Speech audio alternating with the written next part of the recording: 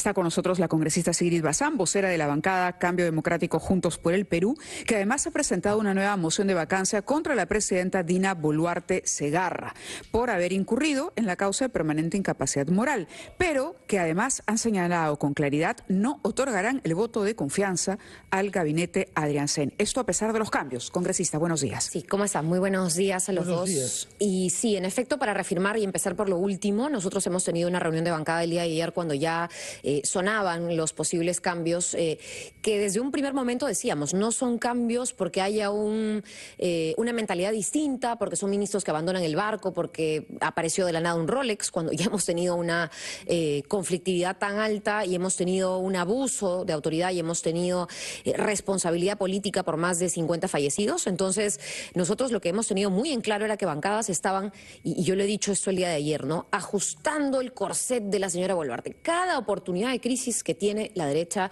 que tienen estas ciertas bancadas que ahora la sostienen, que evidentemente no apoyan vacancias o no firman mociones de vacancias, son finalmente, o lo hacen de manera también con doble rasero, ¿no?, de manera muy hipócrita, si me disculpan la palabra, son finalmente las bancadas que aprovechan cada oportunidad de crisis, aprovechan cada momento para ya sea incorporar algún ministro, ya sea para blindar algún tipo de investigación, ya sea para presentar y conseguir apoyo para algún tipo de proyecto de ley. Y eso es lo que ha ocurrido con el cambio. Nuestro voto en contra de la confianza se reafirma, ¿no? Y sobre lo primero, la moción de vacancia ya cuenta con más de 20 firmas hasta el cierre de ayer. El día de hoy hay junta de portavoces al mediodía y esperamos conseguir las últimas 6 firmas que nos faltan para ingresar esta moción el día de hoy. Nos ha dicho todo lo mal que piensa usted sobre las bancadas que no van a votar la vacancia y que van a darle su confianza al gabinete de Adrián Sen. Pero queríamos también oírle que nos diga cuáles son las bancadas, como la suya, que sí promueven y van a votar estas vacancias. ¿Cuáles son? Miren, nosotros más de 20 es poco, ¿ah?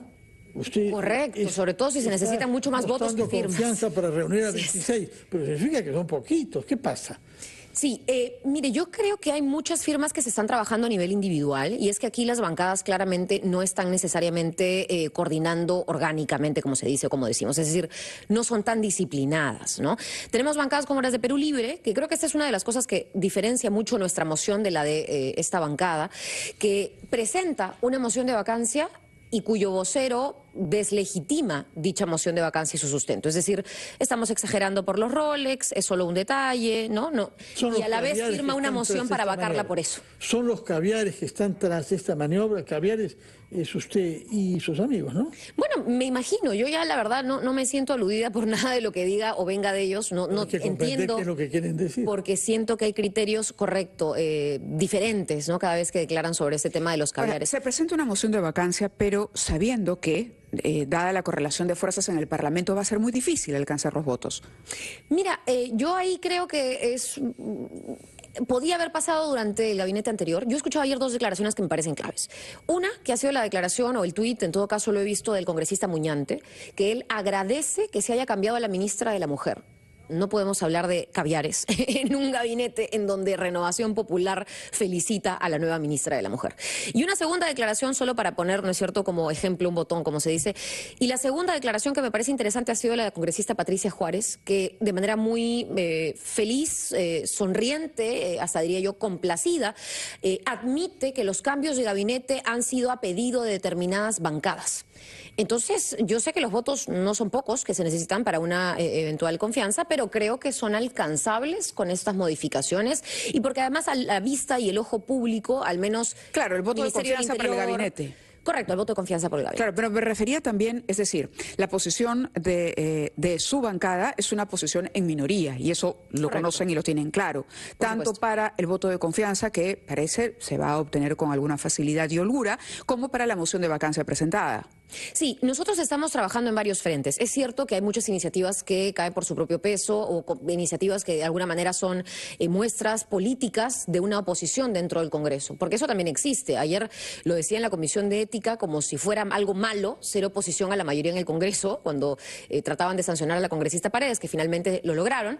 Y yo decía, bueno, no tiene absolutamente nada de malo decir que uno es una minoría, ¿no?, o en todo caso que no forma parte de la mayoría y que se opone a la mesa directiva porque presentamos otra lista y se opone a la mayoría congresal. Ahora, lo que sí me parece interesante es que esto no quita, este tipo de mociones, que se denuncien ciertas cosas. Más allá del voto contra la confianza, hay una clara sospecha, por ejemplo, un caso, la nueva ministra de Comercio Exterior y Turismo, cuyo hermano, familiar directo, es dueño de una empresa cadena hotelera importante. Entonces, eso puede eventualmente convertirse, o si no es ya, constituir un conflicto de interés.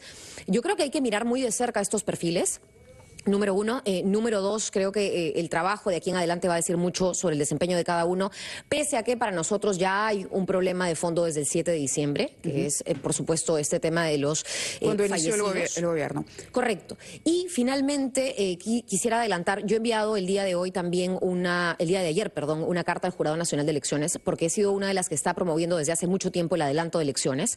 Y en el adelanto de elecciones me gustaría, y anuncié, presentar un nuevo proyecto. Hay, creo que 5 proyectos ya, pero para que no sea solo, como decían ustedes, un gesto que no va a ser aprobable, he enviado un oficio al Jurado Nacional de Elecciones para que nos diga, una vez aprobadas las leyes de desarrollo constitucional de la bicameralidad, ¿cuánto tiempo cree el jurado que va a demorar una organización de elecciones en caso El jurado ha propuesto también adelantar la convocatoria. Tal cual, porque con la bicameralidad se abre un nuevo escenario. Entonces, más allá de que ya hayan 5 proyectos de adelanto, el nuevo proyecto que salga o el proyecto que se discuta, que no creo que se discuta ahora, pero eventualmente, tenga que ser un proyecto que sí tome en cuenta esa bicameralidad. Primero. Y segundo, yo no descarto que el adelanto de elecciones se dé, ni siquiera solo porque falten votos en el caso de nuestra propuesta, sino porque ¿cuánto más va a aguantar, no es cierto, una mayoría congresal este tipo de escándalos? Es decir, que haya una crisis que provoque en algún momento una reacción de la ciudadanía, por ejemplo. Yo no sé si hay algunas consideraciones, como el hecho de que no se quiere a Soto como presidente de transición, o hubo consideraciones como todavía hay espacio para ajustar ese corset. La invitamos a que nos acompañe a una pausa porque vamos tocando otros temas que requieren de mayor tiempo y análisis. Vamos a la pausa a las 9:45 y continuamos con Sigrid Bazán, quien es la vocera de la bancada Cambio Democrático Juntos por el Perú.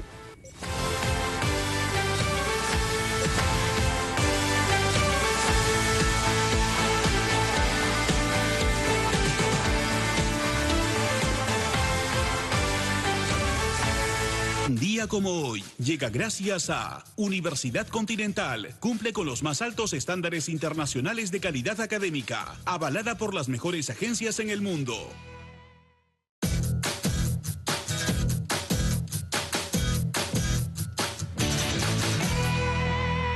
Un día como hoy, 2 de abril, en 1982, Argentina invade las Islas Malvinas con el objetivo de recuperarlas del dominio británico, dando así inicio a la Guerra de las Malvinas. Es a raíz de una serie de malentendidos con el Reino Unido que la Junta Militar Argentina pone en marcha esta operación que resulta exitosa, pero que provoca una reacción fuerte de parte de los británicos. Margaret Thatcher, primera ministra británica, envía inmediatamente barcos, submarinos, portaaviones y tropas, con los cuales reconquista las islas, llevando a Argentina a rendirse 11 semanas después. Décadas más tarde, un día como hoy, en el año 2005, fallece Karol Wojtyła, mejor conocido como Juan Pablo II, el Papa Viajero. Nacido en Polonia, se ordena como sacerdote en 1946 y sus logros lo llevan a ser elegido Papa. Durante su pontificado, realiza 104 viajes apostólicos fuera de Italia, defiende los derechos humanos, inicia las Jornadas Mundiales de la Juventud y fomenta el diálogo con líderes de otras religiones. Es beatificado en el año 2011. Esto sucedió un 2 de abril, un día como hoy. Un día como hoy llegó gracias a Universidad Continental. Cumple con los más altos estándares internacionales de calidad académica, avalada por las mejores agencias en el mundo.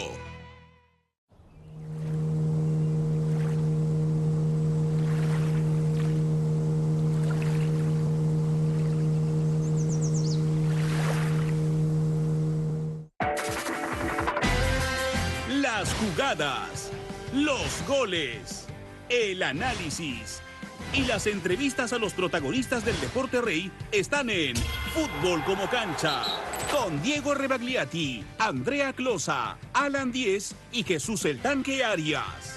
De lunes a viernes a las 2 de la tarde.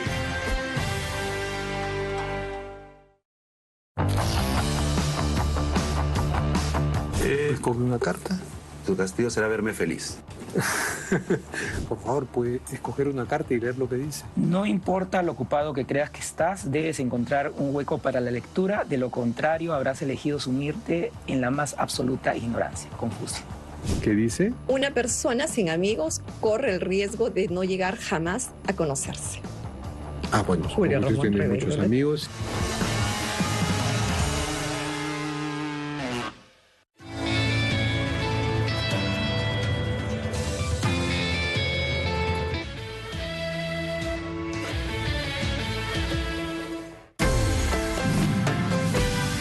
Enciende tus mañanas con toda la energía, consejos prácticos y la información actualizada en las 2 horas más entretenidas de la radio.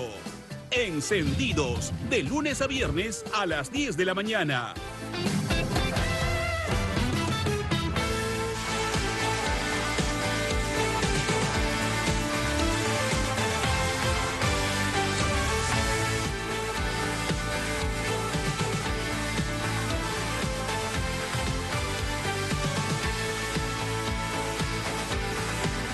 Con 49 minutos de la mañana estamos conversando con la congresista Sigrid Bazán, vocera de la bancada Cambio Democrático Juntos por el Perú, a propósito del voto de investidura, las investigaciones de la presidenta Boluarte y una moción de vacancia que han presentado en su contra.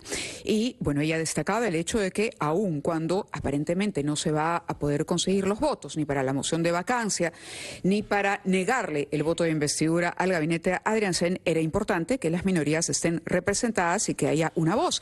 Y es más, nos comentaba que ha presentado además un documento al Jurado Nacional de Elecciones a propósito de un nuevo proyecto de adelanto de elecciones. Correcto. La idea es poder saber si el jurado nos da un plazo. Recordemos que aprobada la bicameralidad, tenemos que crear un Senado, ¿no es cierto? Para crear un Senado necesitamos una ley orgánica, leyes de desarrollo constitucional, cómo va a estar compuesto ese Senado, etcétera. Y el jurado, ya advirtiendo esta última aprobación, ha pedido que se cambien los plazos para organizar las elecciones si es que se dieran en el plazo normal, que es el 2026. Lo que yo he enviado es un oficio para que el jurado nos plantee nuevos plazos en caso haya un adelanto de elecciones y en caso ya se hayan aprobado estas leyes de desarrollo constitucional, que yo creo en realidad van a apurarse en ser aprobadas. O sea, yo sí creo que hay un correteo por aprobar estas cosas. O sea, no es gratuito que hayamos aprobado a 2 años y medio de la gestión congresal, 2 años y medio, tantas modificaciones al sistema electoral. Yo lo dije en una entrevista pasada con ustedes. ¿Y ese correteo cómo lo justificaría?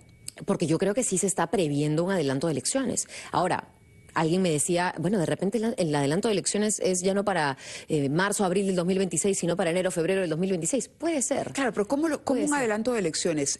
¿Cuál sería el contexto? Porque se entiende que hay una suerte de pacto para la supervivencia de Congreso y Ejecutivo hasta 2026. Mi análisis es, en realidad, hay varias aristas a este análisis. El análisis de que no son lo mismo las bancadas que los partidos políticos. No es lo mismo el partido político Fuerza Popular que su bancada, que es quien está siendo contratada y pagada por el Estado, ¿no es cierto? Es más difícil para ellos decir me voy, es más fácil para el partido, digamos, decir que se vayan todos, hay un adelanto de elecciones.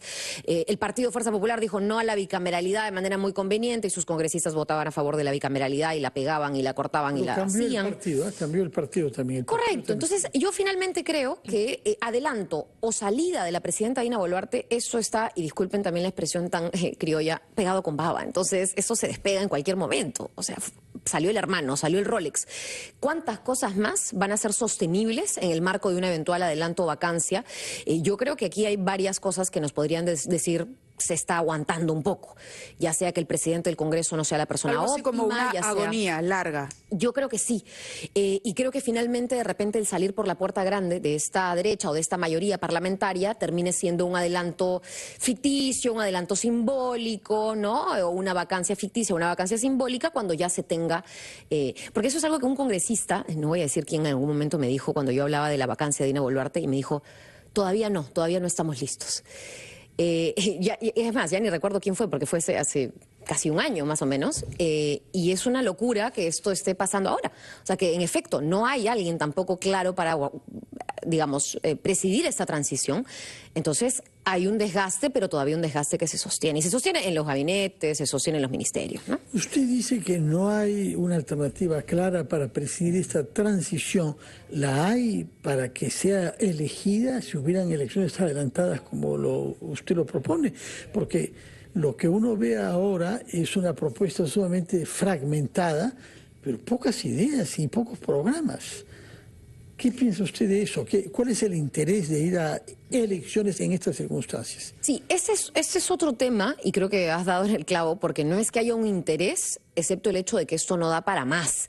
Y el adelanto no es porque queramos necesariamente o tengamos necesariamente una propuesta. Te lo dice una congresista de una bancada que tiene como 5 inscripciones de partidos políticos trabajándose. Por si acaso, en mi bancada de 11 congresistas hay por lo menos como diferentes opciones y alternativas, pero no todas inscritas o algunas en camino. Entonces hay una pluralidad de ofertas, pero no hay líderes claros. Ahora, en medio de ese contexto... ideas, tampoco un programa, porque la otra izquierda, que es la de Perú Libre, correcto, su idea de una asamblea constituyente. No, pero además ya se sabe... revolucionaria, cambiar todo y entre tanto no se cambia nada. Además ya se sabe que con Perú Libre una cosa son las ideas y otra cosa es lo que hacen. Entonces tampoco es que sirva mucho lo que planteen, si a la hora de la hora es otro el juego político. Pero lo que sí creo es que el adelanto de elecciones más tiene como objetivo volver a empoderar a la gente en su capacidad de decidir. O sea, yo creo más en que el adelanto de elecciones es una forma de decir regresemos a la democracia. Ahora, ¿qué democracia tenemos? Por ahí escuchaba al invitado anterior hablar de un presidencialismo. Yo creo que es un error seguir calificando esto de un presidencialismo y yo creo que se le están dando y se le van a buscar dar muchas prerrogativas a este nuevo Senado. Bueno, recordemos que la bicameralidad es un gran cambio para el siguiente proceso electoral. Y yo creo que en ese ya prácticamente casi pseudo parlamentarismo, si se quiere llamar, parlamentarismo que ha funcionado muy mal en muchos países del mundo, por cierto, y que han tenido que regresar a otros regímenes semi, ¿no? Sí vamos a tener dificultades para una democracia plena en donde se recorta, por ejemplo, la posibilidad de movimientos regionales, de tener inscripciones propias y vida cuasi partidaria. Cuando uno visita regiones, en las regiones detestan a los partidos políticos tradicionales, que es una frase muy antigua ya. Entonces, hay varias de ellas por movimientos en donde han ganado partidos nacionales. Cada vez menos. Sobre todo de APP y de Somos Perú, hay que decirlo. Están representados ambos partidos en este son los gobierno. partidos que más han impulsado el cierre de paso a los movimientos regionales, que son su principal competencia, ¿no? Yo creo, y sobre todo ahora en este contexto. Queríamos aprovechar también para pedirle su opinión sobre la situación de la congresista Susel Paredes, que es lo último que hemos sabido, ayer ya ha sido sancionada. Nosotros hemos estado el día de ayer, yo pasada las 7 de la noche, como bancada, sin ser integrantes de la Comisión de Ética, apoyando a la congresista Paredes. Está nuestra secretaria de la comisión, que es la congresista de nuestra bancada, Ruth Luque. Y lo que hemos argumentado ayer no solamente es esta tremenda injusticia que se ha visto, por llamar sino que, brutos e idiotas. Mire, dijo, y su expresión cita, ¿no? Qué brutos aquellas personas que no entienden esto al margen de la, siguiendo la ley, lo que dice la ley. Y luego, bueno, siguió con algunas otras frases.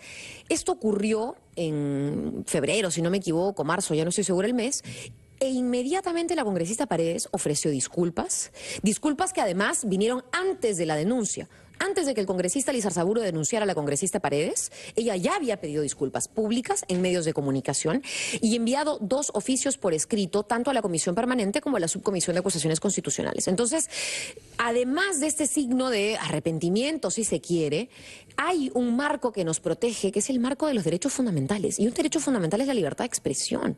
O sea, esto tampoco puede, o sea, cada vez que un congresista se exprese de una manera sobre una decisión del Congreso, no podemos estar llenando a la Comisión de Ética, no es cierto, de casos. Y lo menciono a ambos, porque el primer caso que tocó la Comisión de Ética el día de ayer fue el caso de un congresista, el congresista Jiménez, al que se le puso la misma sanción que a la congresista Paredes por tener una trabajadora fantasma.